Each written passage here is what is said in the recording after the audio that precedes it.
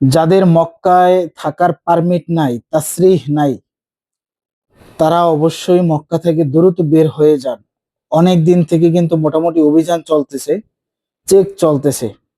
যদি এখনো আপনাদেরকে পায় তাহলে কিন্তু 20,000 রিয়াল পর্যন্ত জরিমানা করবে সৌদি পুলিশ, যারা আছে আজকারি, সুরতা, মুরুর, যারাই হোক।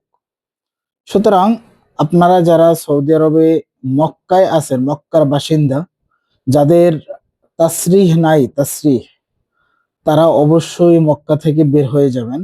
হজের পরে আপনারা আবার আসবেন। একটা জিনিস এটা মাথায় রাখবেন যে এইটা আপনাদেরকে ধরা মানেই কিন্তু দেশে পাঠিয়ে দেওয়া না, বরং জেদ্দায় পাঠিয়ে দেয় তারা।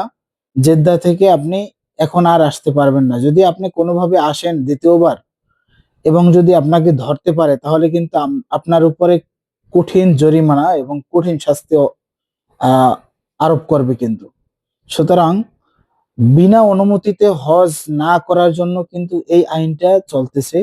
বিগত 3 বছর থেকে কিন্তু যথেষ্ট কড়াকড়ি ছিল, এবং যত বছর পরিবর্তন হইতেছে, অর্থাৎ নতুন বছর আসতেছে, ততই কিন্তু এই আইনটা আরো কড়াকড়ি হইতেছে।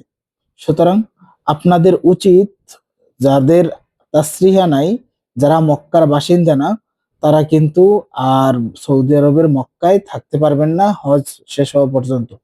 হজ শেষ হওয়ার 3-4 দিন পরে আবার স্বাভাবিক হয়ে যাবে ইনশাআল্লাহ। সুতরাং ভয় পাওয়ার কিছু নাই। যাদের তাসরিহা করতে পারবেন তারা দ্রুত করে ফেলেন, এখনো সময় আছে। যারা করতে পারবেন না তারা মক্কা থেকে বের হয়ে যান।